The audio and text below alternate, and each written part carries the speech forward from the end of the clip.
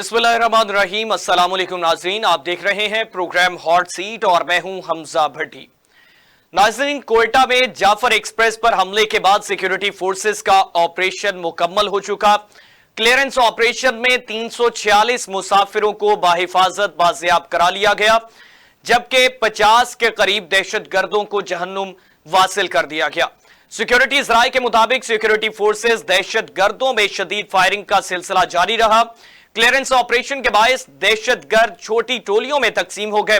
Security जराये का कहना है कि बाकी मुसाफिरों की बाहिफाजत रिहाई के लिए भी सिक्योरिटी फोर्सेस जो है वो कोशा नजर आई और इसमें दहशतगर्दों के गिर्द घेरा तंग कर दिया गया। ये जो है इस वाकया पेश आया बलूचिस्तान के इलाके में और इस पे जाफर एक्सप्रेस ट्रेन जो है उसको अपनी तहवील में लिया। दहशतगर्दों की जानिब से पाकिस्तानी शहरियों को यरगमाल बनाया गया। इस पे जो है वो इंटीरियर मिनिस्टर की जानिब से, तमाम सूबों के वज़राए आला की जानिब से इसके मज़म्मती बयानात भी सामने आए। सदर ममलकत की जानिब से, वज़ीर आज़म पाकिस्तान की जानिब से माजी करीब से इस तरह के वाकयात जो है वो रूनुमा होते हुए नजर आ रहे हैं। पाकिस्तान के जो हुक्मरान जमातें हैं, अपोजिशन जमातें हैं, मुत्तहिद होकर इन मामलात को, दहशतगर्दी के मामलात को रोकने के लिए पुरअज़्म दिखाई दे रही हैं और इस पे तमाम सियासी जमातों की जानिब से मुत्तफ़िक़ा तौर पे इसकी मज़म्मत भी की गई है। इस पे बात करेंगे और इसके साथ साथ बात करेंगे पाकिस्तान मुस्लिम लीग नवाज और इत्तेहादी जमातों की जानिब से एक साला कारकर्दगी का रिकॉर्ड भी सामने आ रहा है, जिसपे हुकूमत की जानिब से तमाम तर चीजें वाज़े की जा रही हैं और इसमें महंगाई की शरह में कमी की जो बातें हैं वो भी सामने आ रही हैं। IMF के साथ मुज़ाकरात का अमल है और इस पे बिजली सस्ती होने के ऊपर आमादगी जाहिर कर दी गई है IMF की जानिब से और मुज़ाकरात जो है वो कामयाब होते हुए नजर आ रहे हैं। आइंदा आने वाले माह में जो है वो 2 रुपए कुछ पैसे बिजली के फी यूनिट में कमी का इम्कान भी जाहिर किया जा रहा है। इन तमाम तर तफसीलात पे बात करेंगे और मौजूदा पॉलिटिकल सिनेरियो जो है वो किस तरह बढ़ता हुआ नजर आ रहा है। पाकिस्तान ने तहरीक इंसाफ की जानिब से तहरीक का ऐलान किया गया है ईद के बाद और इस पे मौलाना फजलुर रहमान जमीयत उलमा इस्लाम फे जो है उसका किरदार भी जो है वो नुमाया रहने का इम्कान जाहिर है और इस पे देखना यह होगा कि मौलाना फजलुर रहमान जो है वो इत्तेहादी जमातों, हुक्मरान इत्तेहाद के साथ खड़े होते हुए नजर आते हैं या फिर ऑपोजिशन इत्तेहाद का हिस्सा बनते हुए नजर आते हैं। हमें ज्वाइन किया है पाकिस्तान मुस्लिम लीग नवाज से मियां इमरान जावेद साहब ने। मियां साहब बहुत शुक्रिया, आपने कीमती वक्त दिया। और हमें ज्वाइन किया पाकिस्तान तहरीक इंसाफ से उमैर वसी जफर चौधरी साहब ने। चौधरी साहब बहुत शुक्रिया, आपने कीमती वक्त दिया। मियां साहब आपसे आगाज करना चाहूंगा, दहशतगर्दी के वाकयात रूनुमा होते हुए नजर आ रहे हैं और इस पे सिक्योरिटी फोर्सेस, हुक्मरान इत्तेहाद, अपोजिशन इत्तेहाद इस पे मुत्तफिका तौर पे जो है वो फिक्र लायक करता हुआ नजर आ रहा है और मुत्तफिका तौर पे इसकी मज़म्मती बयानात तो सामने आ रहते हैं, लेकिन ये कहां पे जो है वो सुकम और कहां पे खामियां नजर आती हैं जिनकी वजह से ऐसे वाकयात रूनुमा होते हैं।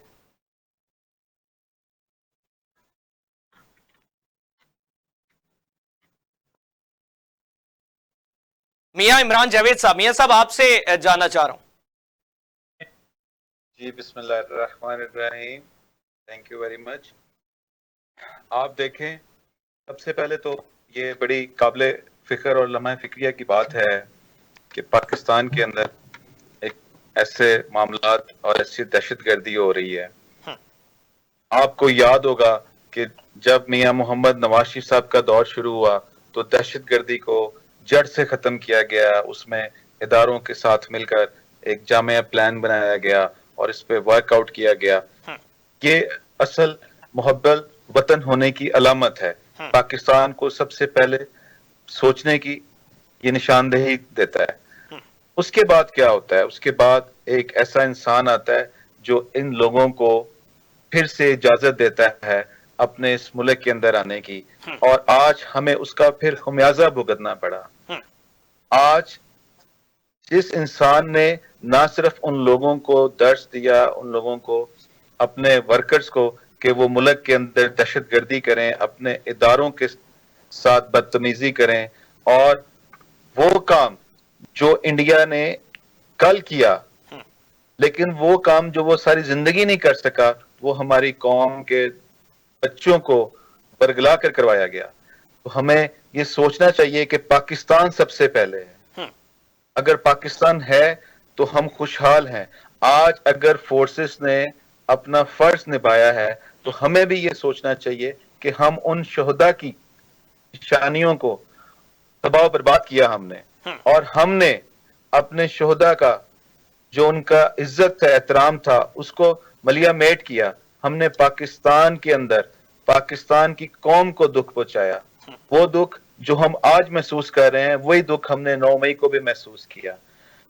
इस पे हमें सोचना चाहिए। और अगर आप कल से देखें तो कुछ ऐसे सोशल मीडिया के ऊपर कैसे शोर मचाया हुआ था, वो एजेंडा जो इंडिया का लेके चल रहे थे, जो भारत हमारा रवायती दुश्मन है, जो हमेशा पाकिस्तान को डिस्टेबलाइज करना चाहता है, आज हम उसकी जुबान बोल रहे थे। तो ये वो चीजें हैं। आपने कहा कि तमाम जमातें जो हैं वो मिल बैठ के इस पे एहतजाज करती हैं, इसकी मजम्मत करती हैं। सिर्फ बातों से नहीं होता, ये अमल से करना पड़ता है। अमल तो किया नहीं, अमल तो ये किया कि हमने उन लोगों को कहा कि ये हमारे भाई हैं, ये हमसे हैं, ये हमारे दोस्त हैं, हमने उनको इजाजत दी, आए हमारे मुल्क में रहें, और उसका खमियाजा फिर हमें दोबारा दहशतगर्दी, जगह जगह बार बार दहशतगर्दी हो रही है, हमें भुगतना पड़ रहा है, पाकिस्तान की कौम को भुगतना पड़ रहा है। और वो फोर्सेस जो और वो इदारे जो अपनी नींद को भुलाकर आपके बच्चों को सुकून से सुलाने के लिए रात दिन सरहदों पे हिफाजत करते हैं, और हम उन्हीं के साथ ऐसा सलूक करते हैं। क्यों? क्योंकि हम ये सोचते हैं कि हम शायद सबसे पहले हैं। ऐसा नहीं है। सबसे पहले पाकिस्तान का सोचना चाहिए, अपने मुल्क का सोचना चाहिए, अपनी धरती का सोचना चाहिए।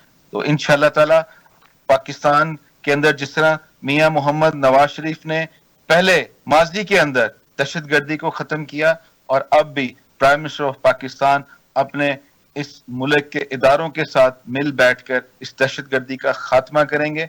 पाकिस्तानी कौम को यकजा होकर अपनी आंखें खोल के रखनी चाहिए, अपने इर्द गिर्द देखना चाहिए, और एक ज्वाइंटली अपनी इस हुकूमत का साथ देना चाहिए। ऑलराइट, चौई साहब, मियां साहब की बात आपने सुनी है। बिलाखिर बात फिर बानी पीटीआई पर आन खड़ी होती है कि उनकी जानिब से इजाजत दी, भाई बनाया गया, उन्हीं के जो है वो खमियाजा भुगतना पड़ रहा है। जी चौई साहब। बिस्मिल्लाहिर्रहमानिर्रहीम, अस्सलातु वस्सलामु अलैका या रसूलुल्लाह, अस्सलातु वस्सलामु अलैका या हबीबुल्लाह। बानी पीटीआई की बजाय अगर आप खान इमरान खान का नाम दें तो ज्यादा मुनासिब होगा। खान इमरान खान ने पाकिस्तान के लिए वो काम करके दिखाए हैं जी, जो कि हमारे नाम ही लिए जाते हैं जी। किसी तरह नवाज शरीफ साहब के प्लेटलेट्स कम होके उनके नाम नहीं लिए जाते। पाकिस्तान में नवाज शरीफ साहब पाकिस्तान ने इख्तियारी की सूरत में एक किस्म की बात है, जब उनके बेटे उनको टाइम लिमिट के लिए दी गई थी कि वो अपना इलाज करा ले, जो कि इलाज आज दिन तक मुकम्मल ना हो सका, ना शुरू हो सका। मुकम्मल होना तो दूर की बात, वो शुरू भी ना हो सका। वो भगौड़े होकर इंग्लैंड बैठे थे, उनका नाम लेना नामुनासिब है। खान इमरान खान वो मर्द मुजाहिद है जिसने इन सब के खिलाफ एक नारा हक बुलंद किया है, चाहे वो फिर नवाज शरीफ साहब हो, चाहे वो जरदारी साहब हो। अगर हम मौक़िफ़ की बात कर ले, मुद्दे की बात करें, तो सबके लिए ज्यादा मुनासिब रहेगा। आप सोच समझ के बात करें। आप जरा अपने बात को समझ के बात कर रहा हूं। लीडर ने आपको बदतमीजी सिखाई है, और बदतमीजी हमें भी बहुत करनी आती है, जवाब मुझे भी देना आता है। अल्फाज का अपने सोच समझ के चुनाव करो, सोच समझ के चुनाव करो। मियां साहब जरा चौई साहब का पॉइंट, और ये पहली बार नहीं है उनकी तारीफ है कि वो सऊदी अरब भी इसी तरह भाग के चले गए, भगौड़े होके, वो बरतानिया भी इसी तरह भाग के चले गए थे, भगौड़े होके। अपना 1 रुपए का ऐसा पाकिस्तान में नहीं रखा हुआ, इसी मियां साहब जरा चौई साहब को, मियां साहब जरा चौई साहब को अपना घर जाता है तो चोरी कर लाता है। मियां साहब जरा चौई साहब को अपना पॉइंट क्लियर कर लेने दें, उसके बाद मैं आपकी तरफ वापस आता हूं। तो पाकिस्तान की अवाम को दहशतगर्दी दिखाता है, एजेंडा पाकिस्तान के टुकड़े करना था, काम पाकिस्तान का टुकड़े करना था। आप मेरी बात सुने। इसलिए उन्होंने इंडिया से सचिन जिंदाल को भी और मोदी साहब को भी अपनी नवासी की बेटी की शादी में बुला लिया था जनाब।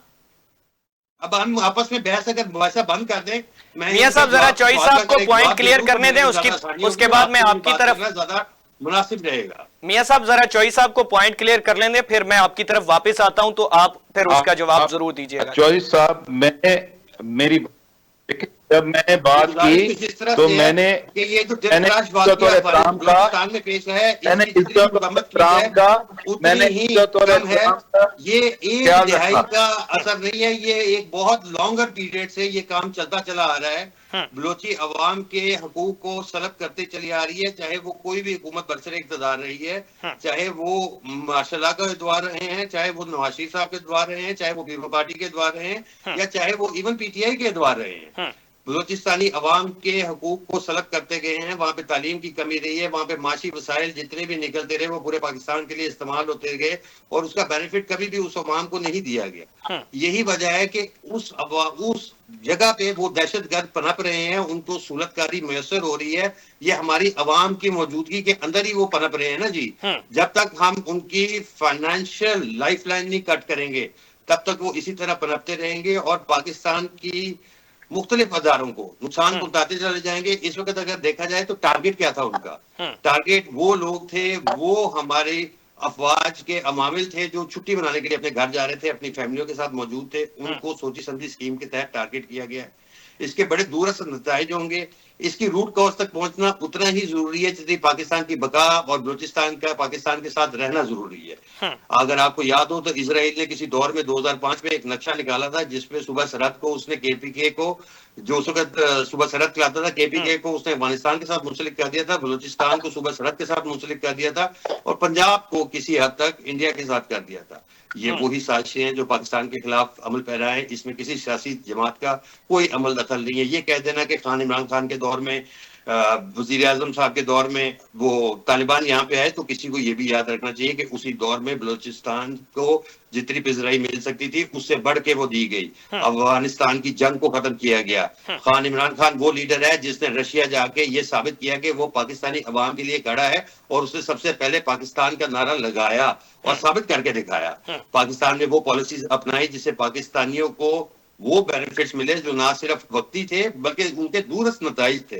हम किसी भी पॉलिटिकल पार्टी से बाला नजर होके, कतई नजर होके, इस वक्त ये एक कौमी मसला है। हमें इसको कौमी धारे में देखना भी चाहिए और सोचना भी चाहिए। वो कौन से ऐसे अवामिल हैं जिससे बलूचिस्तान की अवाम की इतनी दिल आजारी हुई कि आज वो इस अमल को फैसिलिटेट करते हैं किसी हद तक, या होने देने पे वो नाराज नहीं होते, नाला नहीं होते।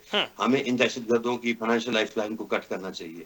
हमें वो अमामिल देखने चाहिए जिनसे बलूचिस्तान अवाम को हम किस तरह बेहतर कर सकते हैं। शाही साहब, कौन से ऐसे अवामिल हैं, कौन से ऐसे अवामिल हैं जिन अवामिल से ये चीजें तय की जा सकती हैं? कौन से ऐसे इक़दामात हैं कि वो इक़दामात उठाने से ये दहशतगर्द जो हैं, जिनका ना कोई मजहब है, ना कोई जमात है, ना कोई मुल्क है, ना कोई इनमें इंसानियत है, इनको कुचला जा सकता है?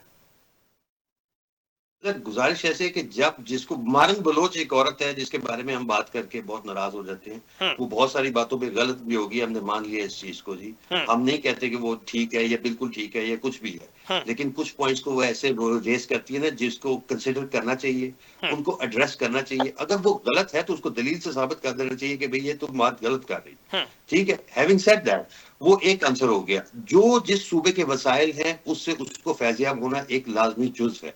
एक मखसूस हिस्सा हमारी इकोनॉमी का बलूचिस्तान से आता है। उधर तालीमी निजाम क्या है, उधर इस वक्त कोई बीमार हो जाता है तो उसको बेचारे को सिंध उठ के चला जाना पड़ता है। जो सिंध में जाके अपना इलाज कराते हैं, अपने सूबे के अंदर रह के अपना इलाज नहीं करा सकते, वो किस तरह कहेंगे कि पाकिस्तान एक फेडरेशन की सूरत में एग्जिस्ट करता रहे? जब तक उनको उनके बेसिक हकूक जो हैं, तालीम, सेहत और अपनी जिंदगी जरिए माश कमाने के लिए कोई नौकरियां, कोई इस किस्म की फैसिलिटीज नहीं आप प्रोवाइड करेंगे, और प्लस ये जो दहशतगर्द पाकिस्तान के अंदर एग्जिस्ट करते हैं, इनकी लाइफलाइन को कट नहीं करेंगे। शाही साहब, ये तमाम चीजें केपी में भी होती हुई नजर आती हैं, तो केपी के में फिर इन चीजों का जो है वो फुकदान है जिसकी वजह से ये वाकयात रूनुमा होते हैं, तो केपी गवर्नमेंट का भी फिर नेग्लिजेंस है वहां पे?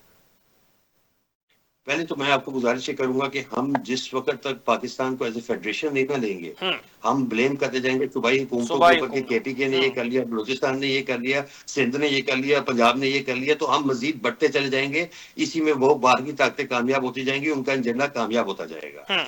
केपी में जो मसाइल हैं उसकी बहुत सारी और भी वजूहात हैं। वो सूबा एक ऐसी बॉर्डर लाइन पे मुंसलिक रहा है जिसने पिछले 30 साल से सिर्फ एक जंग का दुरानिया गुजारा है। उधर उनकी रिश्तेदारियां हैं, उनकी सारी कुछ है। आप हकीकत पे मबनी बात करें ना, आप वो बात पे करें कि हमने पीटीआई को ब्लेम करके गलत साबित करना है, मैंने नून लीग को ब्लेम करके गलत साबित करना है, या पीपल पार्टी को ब्लेम करके गलत। साहब हकायक तो फिर ये है कि सिक्योरिटी फोर्सेस के साथ जो है वो नेगोशिएट करके वजीर आला केपी को मामलात सुधारने का कहा गया, लेकिन उस पर डिनाई किया जाता रहा। फिर एट द एंड उनको एक्सेप्ट भी किया, लेकिन एक ही बात पे बाजिद हैं कि अफगानिस्तान के साथ मामला तय किए जा सकते हैं, बैठ के बात की जा सकती है। उसके नताइज असरात अभी भी मुरतब होते हुए नजर आते हैं। तो किन बेसिस पे उनके साथ मुज़ाकरात पे बाजिद है केपी गवर्नमेंट? आप लड़के उनसे जीत नहीं सकते। आप किसी भी हमसाये से अपने घर के साथ नेक्स्ट डोर नेबर से लड़ना शुरू कर देना, हथियार डाल देने चाहिए। टेंशन का शिकार जरूर रहेंगे, आप लड़के जीत नहीं सकेंगे। ठीक है जी, हर चीज का मुज़ाकरात से हल निकाल लेना ही बेहतर हल है। ये बात एक मुसद्दा बात है। अगर आप कहें कि आप अच्छा जी लड़के उधर पूरा एटम बम चला देंगे, आप क्या करेंगे, व्हाट्स नेक्स्ट? आप लेना शुरू कर देंगे। यही तो वो लोग चाहते हैं कि हमारे मुल्क के अंदर एक अफरा तफरी का आलम बरकरार रहे, और केपी के हो, पंजाब हो, सिंध हो, बलोचिस्तान हो, सरहद हो, जो मर्जी हो, वहां पे अफरा तफरी रहे। हम क्यों उनसे लड़े? उनका अपना एक मुल्क है, उनके अपने एक कदोखाल है, उनके अपने एक जावी हैं, वो मुल्क को एक मखसूस तरीके से चलाना चाहते हैं, वो शरीयत नाफिज करके रहना चाहते हैं। हमें बतौर हमसाया उनसे एक पैरामीटर्स डिफाइंड के अंदर रहना चाहिए कि तुम्हारी तरफ से हमारे अंदर इंसर्जेंसी नहीं होनी चाहिए। जो अनासिर हमारे यहाँ आके यहाँ पे दहशतगर्दी करने के लिए अमल पैरा है, उनको रोकना चाहिए। और उनसे इन चीजों पे बैठ पे नेगोशिएट करना चाहिए। डंडे के जरिए से नेगोशिएशन से मामला ठीक हो सकते हैं। ठीक है चौधरी साहब, आपका पॉइंट आया। मियां साहब, पाकिस्तान तहरीक इंसाफ का मौकिफ ये सामने आ रहा है कि नेगोशिएशन मुज़ाकरात के साथ मामला हल हो सकते हैं, जो हम भी सजेस्ट करते आ रहे हैं। डंडे के जोर पर या फिर जो है वो मज़ाहमत से ये मामला सेटल डाउन नहीं हो सकते। क्या कहना चाहेंगे? देखिए मेरी बात सुने, जैसे चौधरी साहब ने भी कहा कि बलोचिस्तान के अंदर जो है उनको नौकरियां नहीं है उनके पास, या उनको बहुत ही पसपा उनके हालात हैं। तो मेरा ख्याल है कि अगर वो साथ ये भी बता देते कि वहां पे जो गवादर पोर्ट है उसका मंसूबा कौन लेके आया, अगर सी पैक है उसका मंसूबा कौन लेके आया, और उस ये जो इतने बड़े बड़े मंसूबे थे, इसका फायदा किसको होना था? सिर्फ पाकिस्तान को नहीं होना था, उसका सबसे ज्यादा फायदा बलूचिस्तान को भी होना था। और जब ये मंसूबे अपनी तकमील की तरफ रवां दवा हुए तो इनको स्लो किस हुकूमत में किया गया?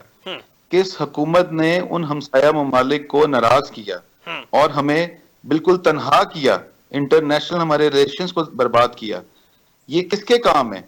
ये भी इनको सोचना चाहिए, ना कि ये किसी की तरफ आंखें बंद करके किसी के पीछे लग जाएं, किसी एक ऐसे इंसान के, जब इनको ये भी नजर नहीं आता कि ये इंसान जो है वो मुल्क का दुश्मन है। अगर हम ये नहीं सोच सकते तो फिर हमें इतनी बड़ी बड़ी बातें भी नहीं करनी चाहिए। जहां तक बात आपने की है कि हमें निगोशिएट करना चाहिए, बिल्कुल निगोशिएट करना चाहिए।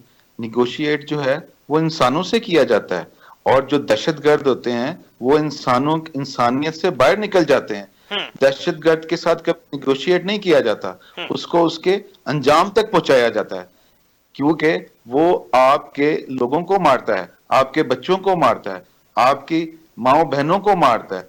तो आप क्या समझते हैं कि कोई अगर आपके लोगों को कत्लो गारत कर रहा हो और आपके मुल्क में दहशतगर्दी कर रहा हो, आप उसे कहें कि आओ मेरे मुल्क के अंदर बैठ जाओ और आके मेरे से बातचीत करो, क्या ये समझदारी है? या उसको कहो कि जहां पे तुम रहते हो वहीं रहो और उसका रास्ता रोका जाए और उसको उसकी सजा दी जाए? तो हम आज अगर मुसीबतों में उलझे हुए हैं तो ये हम उस इंसान की वजह से दोबारा इस दलदल में फंस गए हैं दहशतगर्दी की, जिससे हमने बड़ी मुश्किल से हमारी जो पाक फौज है जिसने अपनी बेपनाह कुर्बानियां दी, और कुर्बानियां देने के बाद इस मुल्क से दहशतगर्दी का खात्मा किया। आज हम जब निकलते हैं घर से, हम कहते हैं कि ये जाफर है, ये मीर है। हम अपनी सियासत के लिए, अपने आपको बचाने के लिए, अपने झूठे एजेंडे के लिए, अपने मुल्क दुश्मन जो हमारा नैरेटिव है उसको फैलाने के लिए हम ये बातें करते हैं। अगर कल पाकिस्तान में दहशतगर्दी हुई, एक ट्रेन को जैसे कि आपके सामने है, कितना फोर्सेस ने कितनी मेहनत और अपनी जान जोखिम डाल के उन पाकिस्तान के बच्चों को वागुजार कराया। तो आप देखें, सोशल मीडिया उठा के देखें, ये जमात क्या कर रही है आज।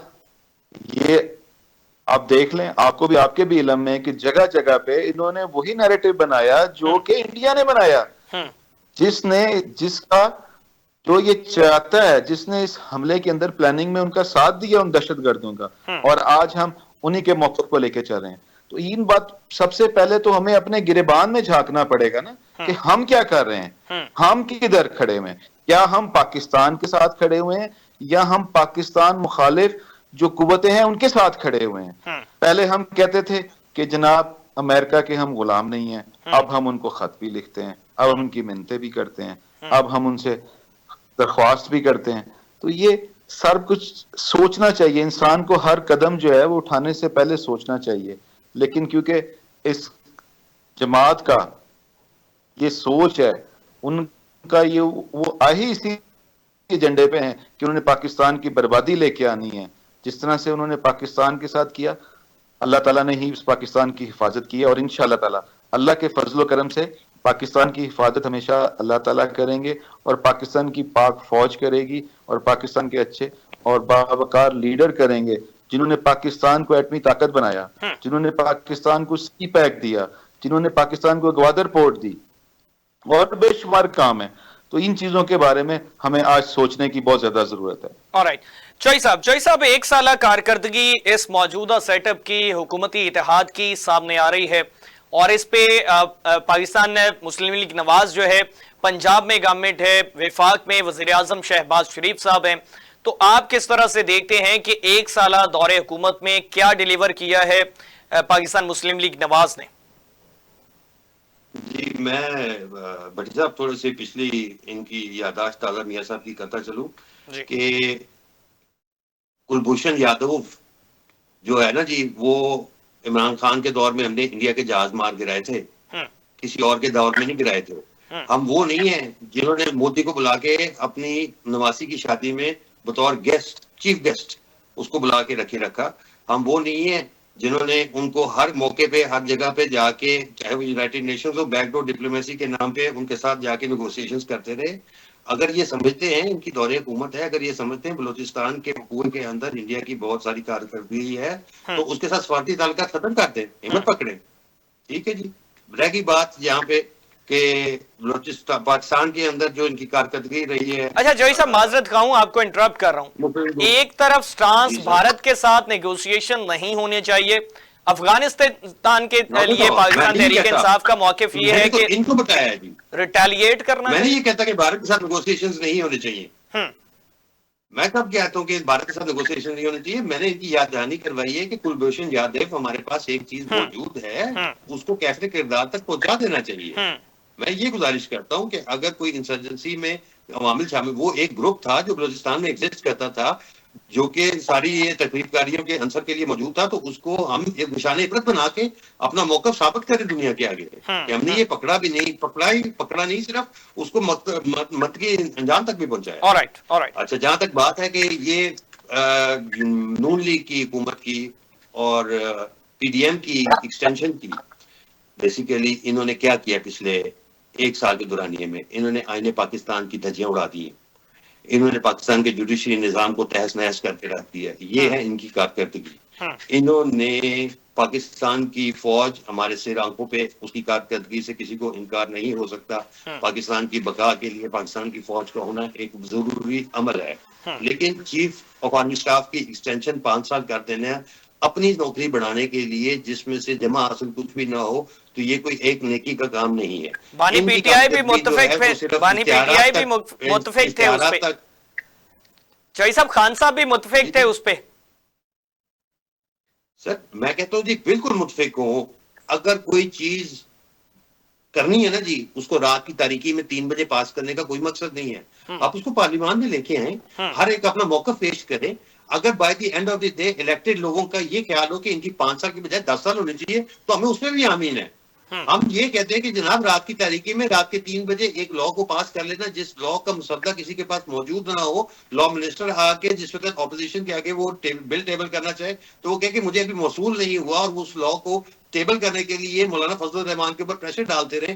मौलाना साहब अपने पैरों पे खड़े रहे और उन्होंने वो एतवार का दिन किसी तरह गुजार दिया, और फिर उसमें निगोशिएशंस के जरिए ही वो बेहतरी लाई गई, वो तब्दीलियां लाई गई, जिससे कॉन्स्टिट्यूशनल बेंच की आज की आप शक्ल देख रहे हैं। जे जाए कि वो फिर भी पाकिस्तान के जुडिशरी निजाम को इन्होंने जमीन बोझ कर दिया हुआ है। तो सर फिर उसको एक्सेप्ट करना चाहिए, मेजॉरिटी ऑफ पार्लियामेंटेरियन ने उसको एक्सेप्ट किया है ना। में कोई कदगल नहीं थी, ये इलेक्टेड हुकूमत है, इनके पास मेजॉरिटी मौजूद थी, इन्होंने कर लेना था, कर लेना चाहिए था, लेकिन उसके लिए वफादारियां तब्दील कराना, लोगों को घरों तक अगवा करना, लोगों के माओ बहनों बेटियों को उनके घरों से अगवा करके ले जाना, ये जो अमल है इस कॉन्स्टिट्यूशनल अमेंडमेंट के लिए जो अपनाया गया है, उसकी मिसाल इससे पहले तो पाकिस्तान की हिस्ट्री में नहीं मिलती।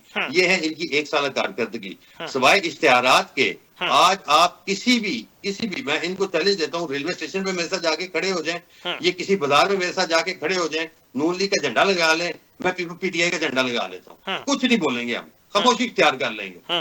2 बंदे, इनको ओपन चैलेंज है इस वक्त कि मेरे साथ किसी भी पब्लिक प्लेस में चले जाएं, चाहे एयरपोर्ट पे चले जाएं, चाहे ट्रेन स्टेशन पे चले जाएं, किसी बाजार में चले जाएं, ये नून लीग का झंडा पहन ले, मैं पीटीआई का झंडा पहन लेता हूँ, किसको हार पड़ते किसको जूते पड़ते सामने वाज़ेह हो जाएगी जी बात। इनकी कारकर्दगी भी नजर आ जाएगी, नून लीग की भी कारकर्दगी नजर आ जाएगी। ये तो तनाजा, ये तो मुकाबला करना है पाकिस्तान की अवाम ने। मैं जो मर्जी गीत गाता हूँ पीटीआई के, ये जो मर्जी गीत गाते हैं नून लीग के, हमारे कहने से बातों से किसी का पेट भर नहीं सकता। जिनके पेट भरे हुए वो भी सामने निकल के आ जाएंगे, जिनके पेट खाली है वो भी सामने निकल के आ जाएंगे। ऑलराइट जी, मियां में जवाब देना है जी इनको। जी मियां साहब, कारकर्दगी के हवाले से चौई साहब की बात आपने सुनी है, लेकिन तहफुजात ही हैं, कोई मस्बत जो है वो पर्सपेक्टिव पाकिस्तान तहरीक इंसाफ की जानिब से तो नहीं है।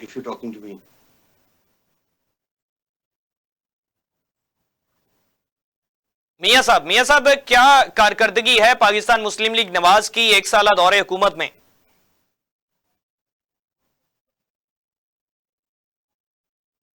मियां इमरान जावेद साहब, आप मुझे सुन पा रहे हैं? बात करें तो आई कांट हियर यू। मियां इमरान जावेद साहब, आप मुझे सुन पा रहे हैं? जी सर, आपसे जानना चाह रहा हूं कि 1 साला दौरे हुकूमत में क्या कारकर्दगी रही है। चौई साहब तो कह रहे हैं कि कोई कारकर्दगी नहीं है, सिर्फ जुल्म और ज्यादती की गई है पाकिस्तान तहरीक इंसाफ के साथ, आईन और कानून के साथ, हमारे साथ, और कोई तहफ्फुज नहीं बचा है। आप क्या कहना चाहते हैं? आपके नुक्ता नजर में क्या कारकर्दगी है पाकिस्तान मुस्लिम लीग नवाज की और इत्तेहादी जमातों की? सबसे पहले तो मेरा ख्याल है कि चौई साहब की याददाश्त बड़ी कमजोर है, या इनको याद नहीं है। बेसिकली जब हम किसी से कोई बात पूछते हैं तो हमेशा इनका यही एक स्टांस रहा है कि इन्होंने वही बात करनी, अगर आपने पूछना है कि कराची का रास्ता, तो इन्होंने इस्लामाबाद की बात शुरू कर देनी है, क्योंकि इनको साकिब निसार की अदालत चाहिए थी। जब इदारों ने इनका साथ दिया तो वो बहुत अच्छे थे, जब उन्होंने हक सच की बात की तो वो बुरे हो गए, और फिर इन्होंने उसके साथ दहशतगर्दी शुरू कर दी। जहां तक तामीर और तरक्की के सफर की बात है, तो इन्होंने कोई ये काम नहीं बताया कि पीटीआई ने क्या किया या इनके दौरे हुकूमत क्या हुआ। सिर्फ इन्होंने यही बात की कि वो आज तक अक्सर जगह जगह बात होती है कि आज भी जब का वजूद आया तो ये कंटेनर से नहीं उतर सके। बेशक ये हुकूमत में भी बैठे तो वहां पे भी यही बात रही, अगर हुकूमत से बाहर आए तब भी यही। हाँ, अगर आप ये समझते हैं कि पाकिस्तान मुस्लिम लीग नून की हुकूमत ने क्या किया, तो अगर हम पाकिस्तान मुस्लिम लीग नून के दौरे हुकूमत को इस पाकिस्तान के अंदर से निकाल दें, तो आप अगर देखेंगे तो पाकिस्तान खंडात का शायद समा देता।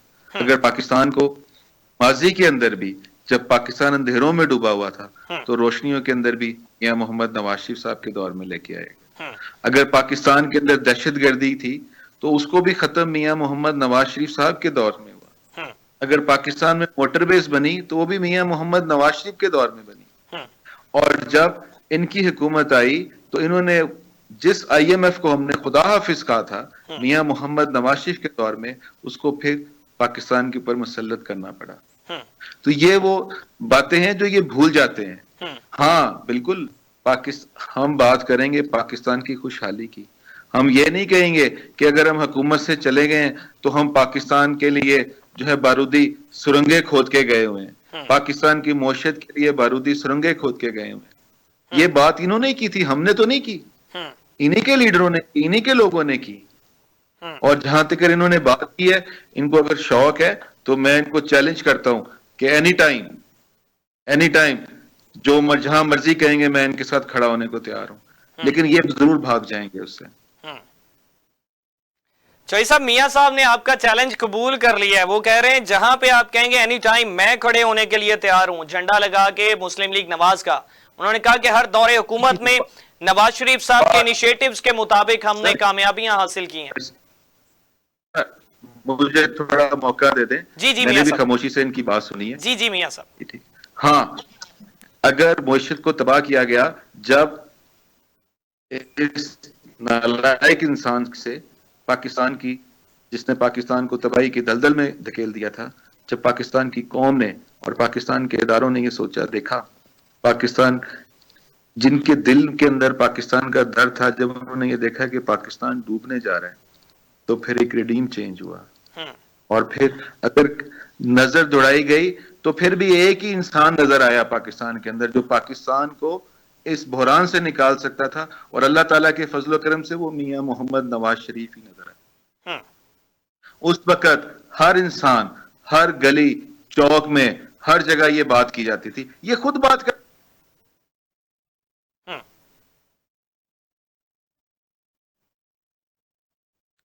मियां साहब की आवाज मैं नहीं सुन पा रहा हूं। मियां इमरान जावेद साहब, जी जी मियां साहब कंटिन्यू करिए। लेकिन आज ये बात नहीं की जाती कि पाकिस्तान डिफॉल्ट होने जा रहा है। आज ये बात की जाती है कि महंगाई के अंदर कमी आ रही है।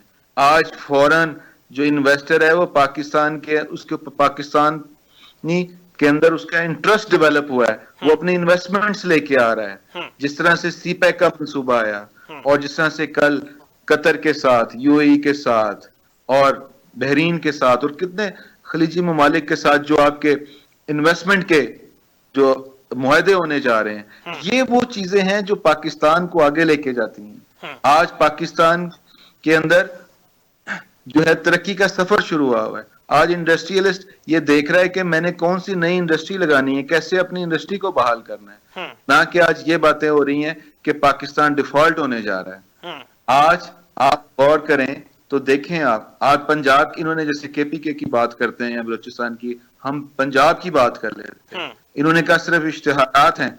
आज जो नवाज शरीफ हॉस्पिटल कैंसर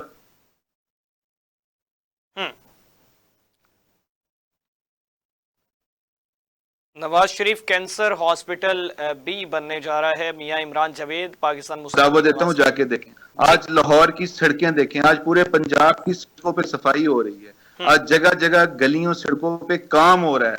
आज ग्रीन लाहौर का काम हो रहा है। आज ग्रीन बसेस चल रही हैं। आज धीरानी प्रोग्राम चल रहे हैं। आज गांव गांव, गली गली के अंदर जो है लोगों की हॉस्पिटल उनके घरों में पहुंचता है। आज उनको धक्के नहीं खाने पड़ते। आज उनको गलियों, आज उनको हॉस्पिटल्स में नहीं जाना पड़ता, बल्कि पूरे के पूरे हॉस्पिटल्स जो हैं वो चल के उनके घरों में जाते हैं, उनके दरवाजे पे जाते हैं। आज मरियम की दस्तक को आप देख लें। ये किस तरह की बातें कर रहे हैं हम? अगर मैं गिनाता जाऊं तो शायद 2 दिन गुजर जाए, 4 दिन गुजर, मैं इनको नून लीग के काम ना पूरे करवा सकूं। इन्होंने कोई काम नहीं बताया कि इन्होंने क्या किया। सिर्फ तनकीद करनी इनको आती है कि एक बात पे झूठी तनकीद करनी है। हाँ, इनकी जरूरत है कि इनको साकिब निसार चाहिए, वो अब इनको नहीं मिलेगा। क्योंकि दहशतगर्दी जो इंसान करता है, जो दहशतगर्द होता है, उसका अंजाम जो होता है वही इंशाअल्लाह ताला इनके भी उस दहशतगर्द का वही अंजाम होगा। जी चौधरी साहब, इकदामात पाकिस्तान मुस्लिम लीग नवाज की कारकर्दगी मियां साहब ने सामने रखी है। वज़ीर आला पंजाब मरियम नवाज शरीफ साहबा के हवाले से भी उन्होंने बताया है, नवाज शरीफ साहब के भी इकदामात के हवाले से बताया। गिला ये कर रहे हैं कि पाकिस्तान तहरीक इंसाफ अपने इकदामात और कामों के हवाले से बात नहीं करती है, हमेशा से तनकीद ही करती हुई नजर आती है। आपकी आवाज नहीं आ पा रही है जी। चौधरी साहब, आप मुझे सुन पा रहे हैं?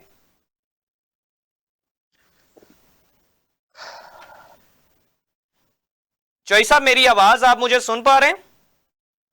जी अब आपकी आवाज आई जी चौधरी साहब, मैं ये अर्ज कर रहा हूं, मियां साहब ने मरियम नवाज साहबा के इकदामात, नवाज शरीफ साहब के इकदामात जो हैं वो सामने रख दिए हैं। वो कहते हैं कि पाकिस्तान तहरीक इंसाफ तनकीद ही करती हुई नजर आती है, अपने अमली इकदामात या अपने तरक्याती मंसूबों के हवाले से कभी नहीं बताते, हम पे तनकीद करना शुरू कर देते हैं। तो आप भी अपने जरा तरक्याती काम और जी भट्टी साहब बात ऐसे है कि पाकिस्तान तरीके इंसाफ अवाम का दर्द रखती है। जब अवाम हमसे सवाल पूछते हैं कि आपने सस्ती रोटी, आपने कर्जा उतारो मुल्क सवारो, नवाशी साहब की जो लाएगी स्कीमें थी जिनमें से एवन फील्ड डिपार्टमेंट जिनके जरिए बने, उन मोटरवेज के जिन मोटरवेज की ये जिक्र करते हैं जिनके जरिए एवन फील्ड के अपार्टमेंट बने, कर्जा तारो मुल्क सवारो स्कीम का क्या बना, वो सस्ती रोटी स्कीम का क्या बना, वो जिन जरिए से इन्होंने पैसे खाए हैं उसके बारे में जब अवाम हमें कहती है कि इनसे सवाल पूछो, तो हम कैसे इनसे सवाल ना पूछे। ये जो इन्होंने मेट्रो बस सर्विस चलाई जिससे 70 अरब रुपए का जो स्कैंडल बना उसके बारे में जब अवाम ये भी पूछते हैं के बारे में पूछते हैं कि टीटी करने के लिए शहबाज शरीफ पाकिस्तान में लैंड करता है और पाकिस्तान की अदालतें जाके पाकिस्तान के एयरपोर्टों पे लग जाती है, उसके बारे में जब अवाम कहती है कि हम कैसे इससे सवाल ना पूछे, हम कैसे ना इस बात को सामने लेके आए कि ये जो इनका वतीरा है वो सिर्फ ये रहा है कि गबन करो, अपनी जेबें भरो और पाकिस्तान से भाग जाओ, इनका कोई वतीरा नहीं रहा। तो जब अवाम इनसे ये सवाल पूछना चाहती है तो कैसे हम ये सवाल इनके सामने मैं आपसे एक मौदवाना सा सवाल करना चाहता हूं कि मुझे ये बता दें कि शौकत खानम बनाने के लिए पैसे किसने दिए? अवाम ने।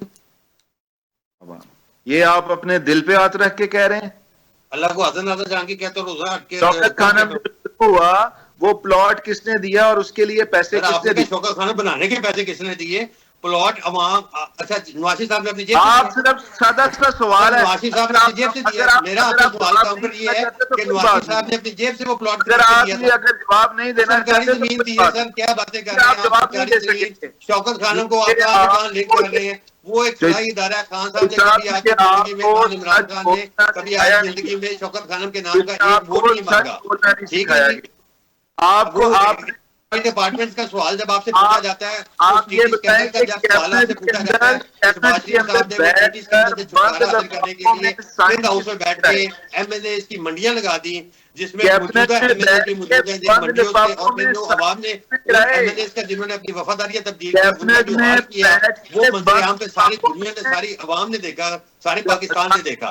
ठीक है, किस तरह ये रजीम चेंज का ऑपरेशन अमेरिका के लोगों के ऊपर नवाज साहब की अच्छा मियां साहब मुझे एक मिनट दीजिएगा। मियां साहब बने हैं आज दिन तक नवाज साहब अपनी सीट नहीं जीत सके हैं। मियां साहब जरा एक मिनट दीजिएगा।